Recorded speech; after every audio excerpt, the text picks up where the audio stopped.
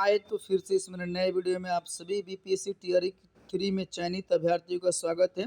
जो भाई BPSC TRE 1 TRE 2 के हैं या विशिष्ट या नियोजित शिक्षक हैं, मतलब ये कि जो पहले से कार्यरत शिक्षक हैं, चाहे आप बिहार सरकार में कार्यरत हो या सेंट्रल या अदर स्टेट में कार्यरत हो, अदर डिपार्टमेंट में कार्यरत हो, आप सभी के लिए बहुत ही वीडियो स्पेशल होने वाला है। आप लोग का जितना भी डाउट्स है कि सर एनओसी कब बनवाना है, कहाँ से बनवाना है, कौन सा फॉर्मेट यूज करना है, बीरमन कहाँ से बनवाना है, नो ड्यूज, त्यागपत्र, चारों फॉर्मेट। देखिए चार बातें बहुत ही खास है। बहुत अभ्यर्थी परेशान है, बहुत लोगों को कॉल मैसेज कमेंट आ रहा था। फाइनली मैंने एक सेपरेट वीडियो बना दिया है। आप लोग का जो भी डाउट है वो सारा डाउट्स क्लियर हो जाएगा, इसलिए बिना वीडियो के स्किप किए भाई अंत तक देखिएगा। और मेरे चैनल पर नए हैं तो चैनल को जरूर सब्सक्राइब कर लीजिएगा, क्योंकि शिक्षा समिति हर एक अपडेट आपको समय समय पर मिलता रहता है। साथ ही जो भी बातें हमारी होती है बिल्कुल ऑफिशियल तरीके से बात होती है, जो भी ऑफिशियल जानकारी होती है उसी के साथ हम बात करते हैं। चलिए देर न करते हम लोग वीडियो की शुरुआत करते हैं। देखिए सबसे पहले बात क्या है कि हमारे पास दो ही तरह के लोग हैं। एक ऐसे हैं जो बिहार सरकार से कार्यरत है, मतलब बिहार गवर्नमेंट में कार्यरत हैं, ठीक है। और दूसरा है कि भाई अदर स्टेट या सेंट्रल गवर्नमेंट का रहते हैं। तो आप लोगों को पहला बात, जब आप फॉर्म भरे थे तो उस समय फॉर्म में स्पष्ट नोटिफिकेशन में मेंशन था कि आप लोगों को एनओसी देना है, ठीक है। एनओसी देना है मतलब कि नो ऑब्जेक्शन सर्टिफिकेट देना था, अनापत्ति प्रमाण पत्र। बहुत लोग कहना था कि सर इसका फॉर्मेट, देखिए विभाग द्वारा कोई फॉर्मेट जारी नहीं किया जाता है, एक आपको प्रारूप दे दिया जाता है और उसी के अनुसार आपको बना कर देना होता है, ठीक है।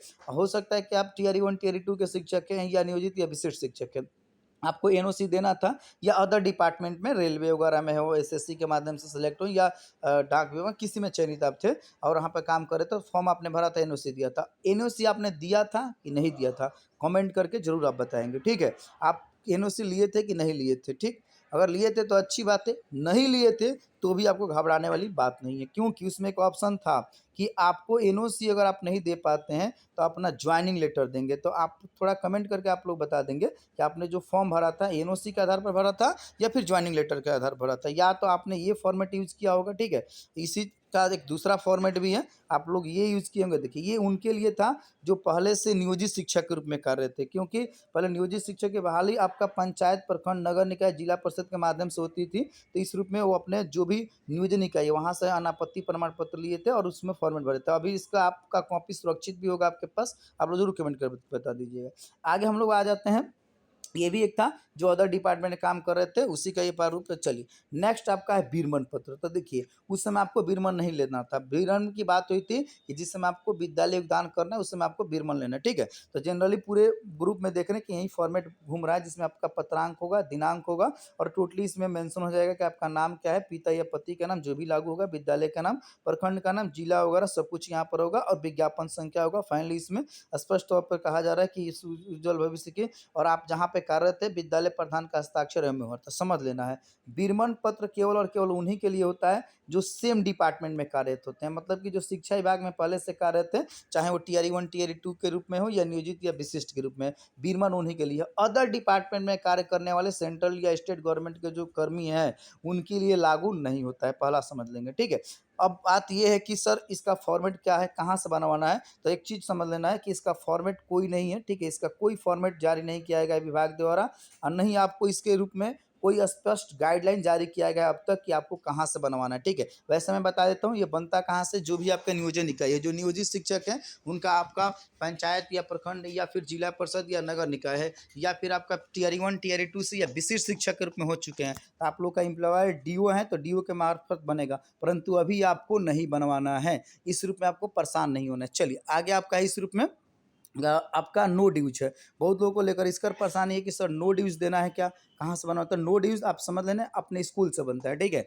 तो नो ड्यूज किसके लिए है, तो उन्हीं के लिए है जो पहले से कार्यरत शिक्षक हैं, न कि अदर डिपार्टमेंट में है, ठीक है। अदर डिपार्टमेंट के लिए भी नो ड्यूज नहीं है, सेम डिपार्टमेंट है तो आपको देना है। हालांकि टीआरई 1 में अदर डिपार्टमेंट वालों के लिए भी दिया गया था। इसके संबंध में भी विभाग द्वारा अभी ऑफिशियल तरीके से कहीं कुछ बात नहीं की गई है कि आपको कौन सा फॉर्मेट देना है या नहीं देना है, ठीक है। उसी रूप में आपका ये भी बकाया रहित प्रमाण पत्र है, ठीक है। हालांकि ये टीआरई 1 टीआरई 2 में लागू था, इसको देना था, तो इसी फॉर्मेट को अलग अलग ग्रुपों में शेयर किया जा रहा है, दिखाया जा रहा है। अब बात है कि अब आप लोगों को एक चीज़ जो है जो सबको देना है, जिसका नाम है आपका त्याग पत्र, रिजाइन लेटर, ठीक है। वो आपको देना है, ठीक है? ये चीज़ समझ लेना है। जब भी कन्फर्मेशन होता है मेरा सेपरेट एक वीडियो आ जाएगा कि आप लोग को ये फॉर्मेट देना है कि नहीं देना है तो कौन-सा फॉर्मेट देना है। ये जो आप लोग इसको लेकर परेशान थे विभाग का, जो कि विभाग का है, विभाग का नहीं है। ये मतलब पूरे ग्रुप में घूम रहा है, यूँ ही घूम रहा है और अभी तक विभाग द्वारा ऑफ़िशियल रूप से औपचारिक तौर पे घोषणा नहीं हुई है कि आपको देना है कि नहीं देना, ठीक है?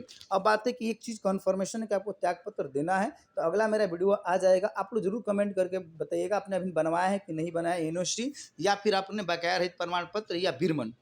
हालाँकि एनओसी आपके लिए मस्ट है, आपसे कभी भी डिपार्टमेंट द्वारा माँगा जा सकता है। जैसे कि अभी विशिष्ट शिक्षक की जो बहाली हुई है, विशिष्ट शिक्षक के संबंध में प्राथमिक शिक्षक डायरेक्टर का स्पष्ट पत्र जारी किया गया था कि आपको एनओसी देना है, ठीक है? और उसमें बहुत से टीचर दिए हैं, जो लोग नहीं दिए हैं, उन लोग के लिए भाई रिमाइंडर चल रहा है, ठीक है?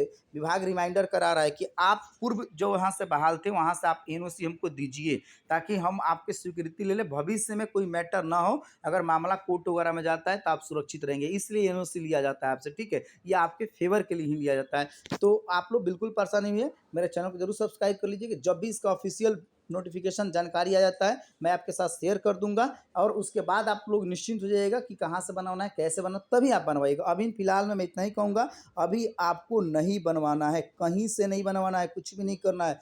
देर शाम तक ऑफिशियल रूप से जानकारी प्राप्त हो जाएगी और मेरा एक सेपरेट वीडियो आ जाएगा। हाँ, अगला वीडियो आएगा कि आपको त्यागपत्र कैसे लिखना है, ठीक है? त्यागपत्र के लिए बहुत ज़रूरी है, उसका त्यागपत्र का प्रारूप क्या होता है, कहाँ से जारी होता है, उसमें मैटर क्या होता है, ए टू जेड टॉपिक पर मैं डिटेल्स में वीडियो आ जाने वाला है। तो आप लोग चैनल को जरूर सब्सक्राइब कर लीजिए, और आपके संपर्क में कोई ऐसे शिक्षक है जो टियर 1 टियर 2 या नियोजित या विशिष्ट शिक्षक के रूप में या अदर डिपार्टमेंट कर रहे थे, उन तक ये वीडियो जरूर पहुंचा दीजिए और उनसे बोलिए चैनल को जरूर सब्सक्राइब कर ले, क्योंकि हर समय उनको ऑफिशियल मदद मिलती रहेगी। तो अगले वीडियो का इंतजार कीजिए, जब भी ऑफिशियल रूप से हमें जानकारी प्राप्त होती है आपके सामने प्रस्तुत करेंगे। ओके, जय हिंद, जय बिहार।